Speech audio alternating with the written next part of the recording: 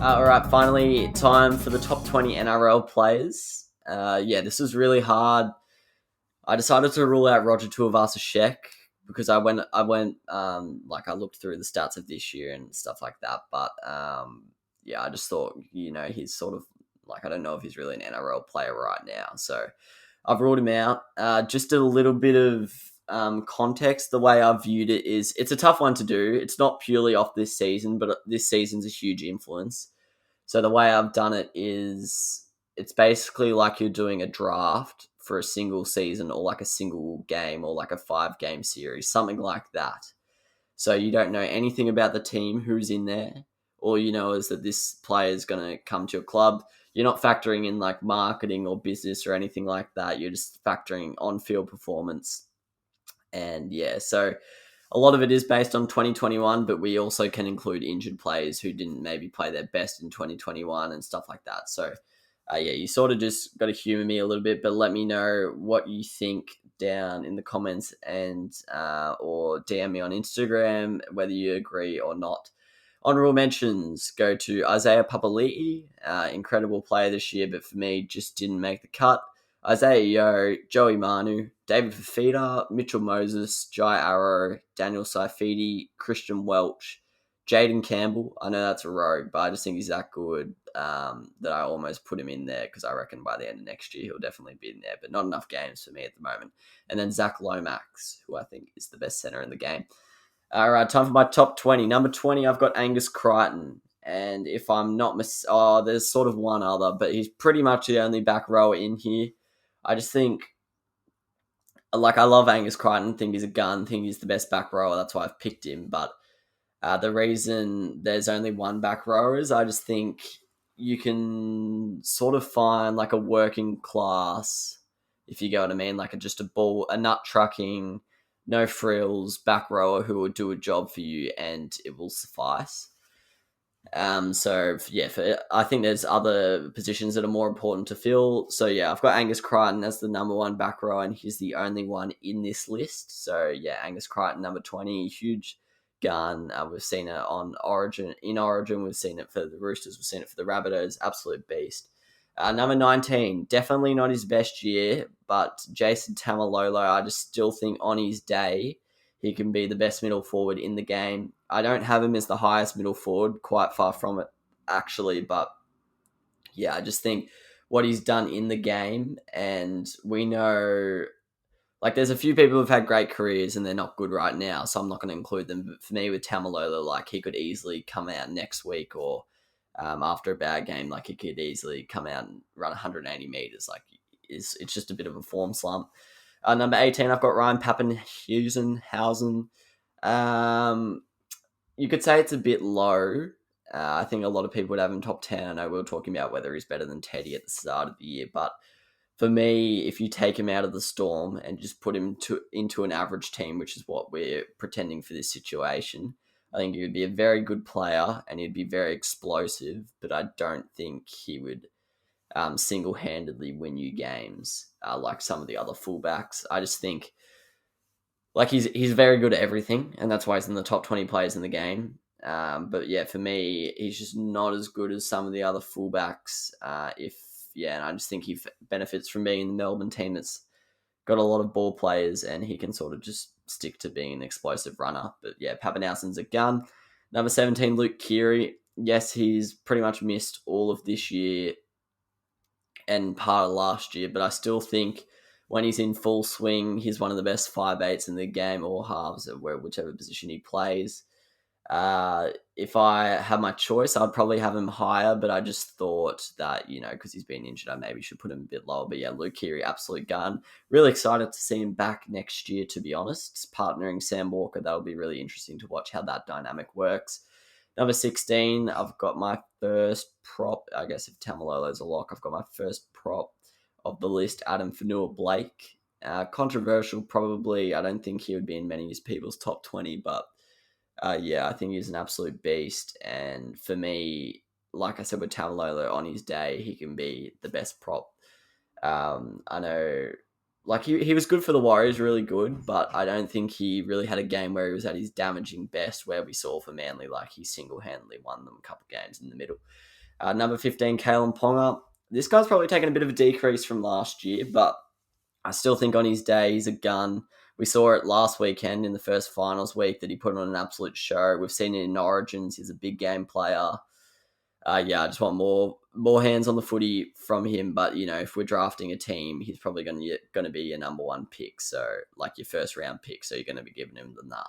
But yeah, Kalen Ponga, absolute superstar of our game. Number 14, Jerome Hughes. I find the Storm ones hard to judge because it's hard to know if it's the system or if it's them as a player. I guess Nico Hines will be the perfect case for this when he goes to the Sharkies next year. But yeah, Jerome Hughes, for me, he's the best halfback in the game. I'll reveal the next two later. Like in their current setups, I'd say he's the second most effective half. But if you take them out, put them into an average team, for me, he's the number 3. Absolute gun, not your classic halfback who just, passes and directs the team around. He's got a brilliant running game. But yeah, his kicking game and stuff like that's gone to another level this year. I love Jerome Hughes. Cody Walker in at number 13. I've got mixed opinions on Cody Walker, but I thought he played pretty well in finals week 1. I thought that was his best big game performance. He's not necessarily a big game player, but I think what he does in the regular season, week in, week out, is pretty unlike any other 5'8". So, I think he's... Oh, there's one more. There's one more 5'8", but for me, he's right up there with the best 5'8" in the game. We've seen him break the try assist and line break assist record this year. Incredible creative powerhouse. It's going to be interesting to see how he goes next year without Adam Reynolds next to him. I think that's where we'll get a real judge for both of them, really, how well they are, how good they are. But yeah, Cody Walker, absolute gun. Next, this is controversial because I don't think people would have him in the top echelons of his position, let alone the top 20. But I absolutely love this bloke, and I think if you go and watch that finals week 1 performance, you'll see why. Tino Fasua Malaawi. Sorry if I butchered that last name, but big Tino. I absolutely love Tino. I can't believe Melbourne let him go, but I've never seen anyone put in more effort, I don't think, at his size. He plays all game. He can almost play 80 minutes. I think he played about 65 in that Titans-Roosters game. But yeah, he'll make 40, 50 tackles for you, throwing his big body around. He'll chase down little guys, and then all of that combined with the explosive running game, a big tall guy, he can ball play as well. I just think Tino Fasua-Malaawi is awesome. And yes, it's probably debatable having him above Jason Tamalollo, but yeah, I love him that much. Number 11, never thought I'd have a winger in the top 20, but I do, and that's Brian Toto. I think the Panthers really missed him on the weekend, and for me, people probably argue, why would you pick a winger first in your team? But for me, Toto is pretty much a prop. He just does his work at the start of the set and set at the end. As we know, he's averaged over 200 running meters a game, broken all sorts of records in terms of that stuff. And yeah, he's just an absolute beast. His post-contact meters are insane. And yeah, I love Brian Toto. I know there's questions over his height and stuff like that, but yeah, I just think what he can provide, he's a brilliant finisher, and what he does at the start of sets, I just think any team would take that in an absolute heartbeat, and I would love that in my side.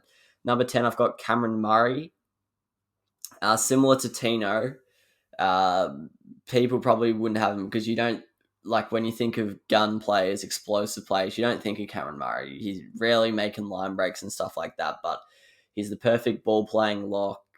He can play back row, can also just play front row, but he's a tackling machine, one of the best tackle techniques in the competition.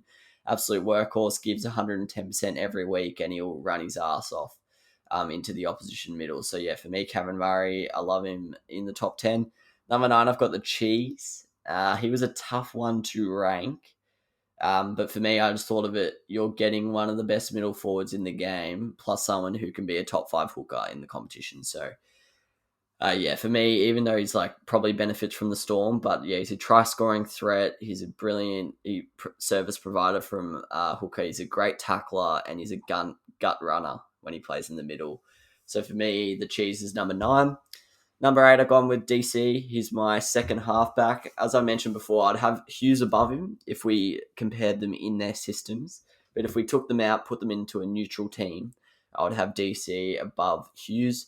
I just think the way he can control a match, I've seen it on multiple occasions, but I remember one, I think it was 2019 against the Tigers. He just kicked us out of the game. Like, he just kept us in a corner. And I don't think anyone utilizes their kicking game as Cherry Evans does. Like, he genuinely just tries to pin you down. Like, he doesn't try and force errors with like spiral bombs or stuff like that. He'll just try and kick for corners and get field position, which is what you always want to do as a kicker. And he's also really fast. Like, he's got a great running game, which we all know, but sometimes it can be forgotten as halfbacks traditionally haven't been expected to do that. Number 7, I've got with Harry Grant. I know it's weird because he's like a bench player at the moment, but I still think this guy's the best hooker in the competition. I think we saw it in last year's Origin series. We saw it at the Tigers. We've seen it in bursts with the Storm this year. And yeah, I just reckon he could be a gun 80-minute hooker at any club. Anyone would take him. Brilliant tackler, workhorse like Cameron Murray and Tino Malawi, but also like a line break assist threat. I just think Harry Grant's the ultimate hooker. Latrell Mitchell's number 6. Tough one to rank as well because there's a lot of good fullbacks, but I just think the explosive power he brings to that position is unrivaled at the moment. Those out the back balls that the 5'8" gives. If you give him the ball in that sort of sweeping play, 5 or 10 out, really hard to stop. And I think like any team would take him. He can obviously play center as well. Absolute beast there. The best at his trade in that position. But yeah, fullback does a great job. Good ball player at the back. But yeah, just explosive runner. And I love that about him. Number 5, I've gone with Payne Haas. I don't know if it's controversial, but having a prop in your top 5, maybe not everyone's cup of tea, but I just think Payne Haas is a step above the rest of the forwards in the competition. You know, we've mentioned Brandon Smith, we've mentioned Cameron Murray, Tino, Tamalollo, Fanue, Blake, but I think the consistency and high quality, like I think he brings a level of consistency that some of those other guys don't, like Tamalollo and Fanue, Blake, and he does it at a raised level. So he can almost play 80 minutes a week. You'll tackle 40 tackles a game and he'll give you 180 running meters. I just think we haven't seen the best of him yet because he's not been playing in a successful team. But I think once the Brisbane Broncos get going, I think the spotlight will be shined on how good this kid is. And yeah, to think he's only like 22 or 21, like crazy. Number 4, I've got Cameron Munster. Certainly not his most dominant home and away season, but for me, he's the best big game player in the competition. If we were drafting for a single game, he would arguably be my number 1 pick. Like, I just think he's that good in the big situations. Grand finals, origins, he always tears it up. And yes, he's probably less consistent than the top 3, and I think that's what has limited him in this order. But yeah, absolute freak, one of the most creative players. I think he's the most creative player in the comp. And yeah, absolute gun. Number 3, I've got James Tedesco.